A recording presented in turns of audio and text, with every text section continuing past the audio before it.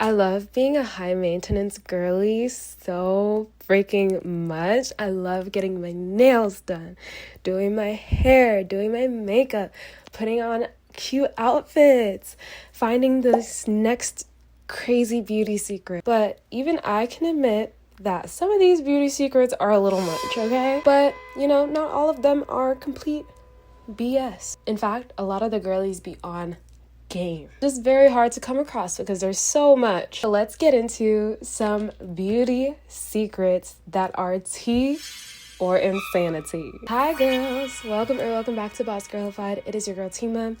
I am like 3 days away from my period, so I am incredibly low energy, all right? So I'm trying, but if my energy is a little bit lower today, that's why. By the way, you guys, I'm loving the no lashes look. I was about to do my lashes, but I feel like my eyes are so big and like poppy that like when I don't wear lashes, sometimes it just like gives me a different allure, And make sure you guys still stay till the end because I do have 2 videos that have a lot of gems, but a lot of like also like things that my sensitive dry skin self is like screaming about, okay? This one has surprisingly been gaining a lot of traction lately, which is bleaching the girly pop. And there's nothing wrong if you have like, those areas are like darker or whatever. Like, there's absolutely nothing wrong with that. But like, don't let me. I always want them to just be like. The bleaching cream that I told y'all like use at your own risk. So I'm back like 100% consistent with it. I had stopped. I feel like sometimes when you get like that perfect, what you're looking for, you like kind of fall back off of it, right? So. I had like kind of fell back from it or whatever, but now I'm like back 100% consistent with it. And when I tell you, so when you peel, right, because your skin will peel. Yes, that girly pop, okay? And also the next door neighbor. Any type of skin bleaching is so like damaging, and I get it, because a lot of people are like, oh, yeah, like if you're especially ethnic, your areas are probably not going to be the same color. They're probably going to be a little bit darker. And for some of us, we do have hyperpigmentation due to ingrown hairs, which is super frustrating and really hard to deal with. But if you're just trying to even out the skin tone without like any hyperpigmentation in particular, it's just that area is darker, I would not risk in any situation. I don't care if you have extreme ingrown hairs, I would stay far away from any type of skin bleaching, especially down there. First of all, most creams and stuff that you can get on the market are very harsh and very stripping, and as a sensitive girly, I don't even want to go there. I don't even want to try it. I don't even want to attempt it. But even just for most people, it's not, no. That's definitely insanity, okay? And the thing is with skin bleaching, especially down there, is the chemicals are not only harsh, but they will throw off your pH balance. They will. There is no safe, based on what I can assume, just because of how powerful most bleaching creams are, bleaching treatments are, it's probably not going to be good. It's probably going to throw off your pH balance. So I would definitely stay clear from that. Even furthermore, there are so many ways you can improve hyperpigmentation in that area, okay? And I am speaking as a girl who struggles with extreme ingrown hairs. Oh my goodness, or used to at least, because they've drastically decreased, okay? I have a whole lineup of products. I have a whole little routine that has helped me, and I still have very, very, very severe hyperpigmentation in my bikini line because of ingrowns, but I have a very good routine that has made it so much less visible and has already been improving my ingrowns, my hyperpigmentation. Within the next month or 2, the hyperpigmentation down there is barely going to be visible. Let me know if you guys want a video on that, because I truly did do so much digging and research on Reddit, TikTok, everywhere. I have come across every single type of treating hyperpigmentation in your hoo-ha area that I'm pretty I'm pretty on game. Okay, it's pretty safe to say that I know I have a good ass routine. Listen, the proof is my pits. Guys, I used to have ingrowns there too. They're looking pretty good, okay? That's my proof right now, and I'm still working on the cooch, okay? Red light therapy. I know a lot of people think that red light therapy is like this huge like brouhaha, like, you know, like folklore. Red light therapy is definitely tea, especially if you do it at home and save yourself some coins. For the girlies wondering how red light therapy works, I'm about to put you on. Basically, when your cell activity increases thanks to red light therapy, it helps with a plethora of skin concerns, including hyperpigmentation, scarring, wrinkles, which is why I'm so excited to introduce you girlies to Amaro, which is the partner of today's video. Their 5-in-1 LED therapy face mask includes 5 different light settings with 3 different modes: purify, firm, and glow, and they all target different types of skin concerns.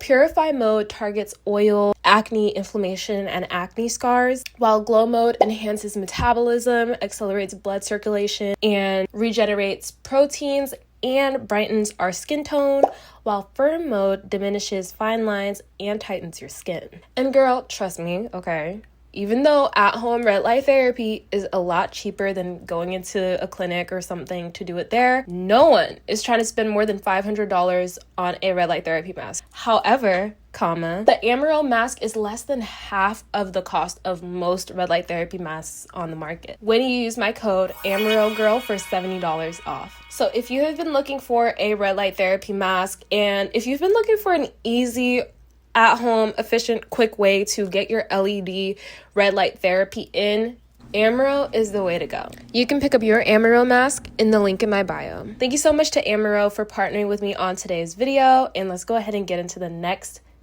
tier insanity. Volufoline.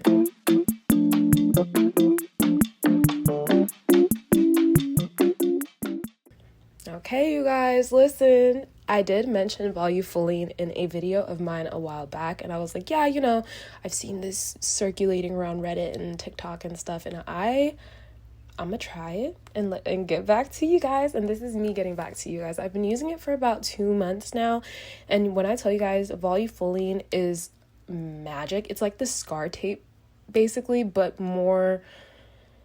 less temporary. It's not going to permanently remove like hollow under eyes or anything like that. It's definitely one of those things that you have to do consistently. So I use it like morning and night with a regular under eyes serum, because you're supposed to dilute it. If it wasn't for that, I would probably just use volufoline on its own, but volufoline is definitely tea. Okay, you guys, it is insane. I have, again, the most hollow under eyes ever. I've always had them since I was a kid, too. It's just like something I have, I guess. And it has truly improved it so much. Like, even right now, usually you would be able to see more of like a line right here, but it has been a miracle. And it also makes my makeup go on really smooth under my eye. And it like makes creasing not as frequent. So whoever thought of the volufoline thing, thank you very much. And it also helps with the nasolabial folds too. I apply it like under my eye and right in the corners. Amazing. 10 out of 10 would recommend. Flossing your lips.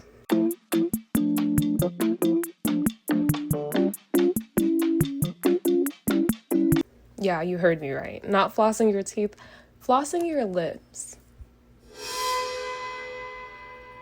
Need I say more? Okay, you guys, I get it. Like, it's a quick little fix if you have like dry skin or whatever the case may be. But honestly, that's probably going to be a lot worse for you in the long run. And that is just way too abrasive. Just use an exfoliant or apple cider vinegar. That's one of my favorites. I still dilute it, but I love apple cider vinegar. Not only does it help remove the dead skin, but it also helps with hyperpigmentation. So my own little beauty secret in there. But yeah, no, why are we flossing our lips, guys? You can honestly make your own lip scrub with honey, a little bit of lemon, and sugar. And that's a pretty good lip scrub. And to be fair, she did do it like really hard. Like, she did not have to scrub her lips that hard, but still, that is very likely to happen. So I would just say absolutely the hell no. Definitely insanity. avoid at all costs, unless, you know, you have an event where you're really desperate. But even then, just do a lip scrub. I'm trying to give y'all the benefit of the doubt, but just don't do it. Not washing your face in the morning.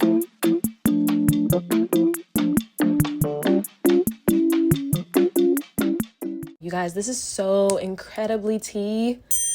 Oh my goodness, this is so tea. That is the main reason why my skin is so happy with me right now, especially as a sensitive girly, because you have to realize too, nighttime skincare routine, go for it, baby. Go for it. Do what you gotta do. Do your little treatments, whatever. Do your skincare routine at night. But if you really think about it, right? The point of us going to sleep is for our body to recover.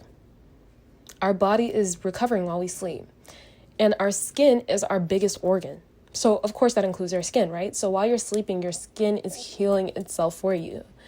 So when you wake up, your face is full of all these oils. It's sucked up all the skincare. It's the fruit of your labor from the last night. Don't wash that off with a cleanser. Just splash your face with some cold water, keep it pushing, put some moisturizer and sunscreen on, and call it a day. And when I tell you guys, your skin will be so happy with you, especially if you have sensitive skin. I barely struggle with closed comedones anymore. I think that was the biggest reason for my closed comedones for me, was doing too much to my skin, too much. Like, I would do a nighttime routine that was a lot, and then a morning routine that was also a lot. So I never really gave my skin a chance to breathe, and it was overcompensating by producing way too much sebum in the worst spot. And then my skin doesn't allow that sebum to get out because I have closed comedones and dry skin, so it would like stay in my skin. So just a recipe for disaster. Trust me, you guys, just try it out for a week. You'll thank me later. And by the way, guys, this is my skin before my period. Like, I barely broke out this period because I was like eating my gut healthy foods, was on top of it with my skincare routine. So it's pretty safe to say y'all can trust the girl. Vitamin C serum.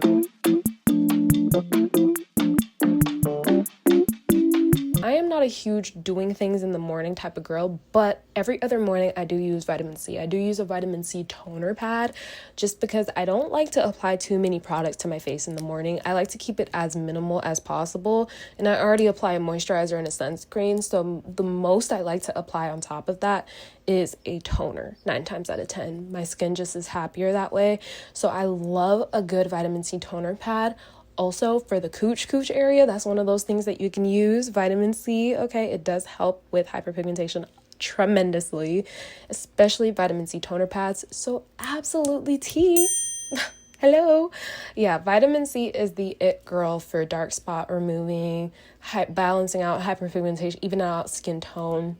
That girl for sure. If you are gonna have something in your skincare routine in the morning, have it be vitamin C. Thank me later. Now let's get into these 2 TikToks, because I do love reacting to TikToks in these videos because they are more insightful. Random beauty tips that are backed by science. Your tongue is aging your face. Resting your tongue at the bottom of your mouth can cause sagging over time. Train yourself to keep it at the roof of your mouth. It's called mewing. Okay, while this is true, I don't think training yourself to do something that doesn't come naturally to you is a great way to live life when it comes to beauty. I am the beauty queen all the way through and through. Okay, I'm all for being the most beautiful, put together version of yourself. But there is always a line I draw when it comes to readjusting what's not comfortable for you. Everyone holds their tongue at a different position. Now, if it's where it's uncomfortable for you, by all means, improve it. For example, for me, one of those things that's uncomfortable for me is bad posture because I have an anterior pelvic tilt. So I quite literally have to keep myself in a good posture to make my lower back not like scream for help, basically. So something like that, yes. And then also I just love like having a good posture because, you know, having a bad posture just leads to back pain. So having a good posture is just good overall. Having a good resting face is also good because you don't want to hold tension in your face. You want your face to be relaxed because tension equals quicker aging, headaches. It's an indication of stress, right? So things like that I definitely agree on. But when it comes to holding your tongue at a certain spot on your face, yes, your tongue does show tension, but I think that's more to do with stress. I think if you try to overcompensate for a tension issue that you might be having by doing something else that could cause tension, I really don't think that it's helping anything. And I think that, like, yeah, the tongue is definitely some of your facial posture. For me, I naturally hold my tongue at the top of my mouth. Just being that, like, focused on the tongue itself when it has nothing, when it's only to do with beauty, is interesting to say the least. I think if you're taking pictures, yeah, you know, but just on your day-to-day basis, like, to constantly think about, oh, am I holding my tongue at the top of my roof? At that point, I feel like it might contribute to a little bit more stress and a little bit more like focusing too much on yourself while you're out and about. And I think that the biggest part of having a good facial structure is just not being stressed, is just being in your natural, calm, not tensed version of yourself. So it's not that it's insanity, but it's definitely not tea. Pillowcases ruining your skin. A lot of us probably already know this by now, but the cotton pillowcases are no bueno. Cotton pillowcases attract oil and bacteria, which transfers back onto your face. Switch to silk to prevent breakouts and to keep your skin hydrated.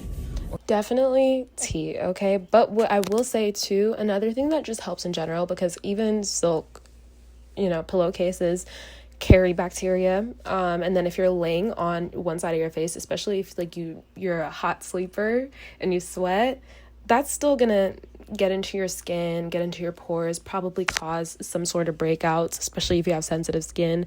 So for that, I would recommend learning to lay on your back. I've recently started laying on my back for so many reasons, and again, it's not all beauty related. A lot of the benefits I've noticed to sleeping on my back is that my posture, my lower back, my anterior pelvic tilt has been getting a lot better, so I don't have as much back pain. Also, I feel like I sleep deeper, a lot deeper, and I also like have a more consistent, like, I'll go to bed at a certain time and wake up at a certain time and feel extremely well rested. Like, I won't wake up still tired. I've also noticed that my skin is a lot clearer because I'm not like sweating. I still do like turn my head this way, that way. But I will say learning to sleep on my back was the biggest game changer for my skin personally, as well as silk pillowcases. So that's definitely tea. If you want to learn how to sleep on your back, I have a little tip for you guys. I naturally have 4 pillows on my bed anyway. So I put 1 pillow under my knees, 1 pillow obviously under my head, and then 2 pillows on the sides of me. Basically, it helps you get comfortable while having like a good little support. It's really comfy and I knock out instantly. Also, a silk bonnet is great for having for your hair, especially, instead of a cotton. I wouldn't say it's crucial that you have a silk pillowcase over a cotton one, but it is definitely helpful. But if you wear a bonnet and you sleep on your back, it's probably not going to make that much of a difference. Stop overwashing your face. If your skin always feels tight after cleansing, you're stripping it of its natural barrier. Exactly.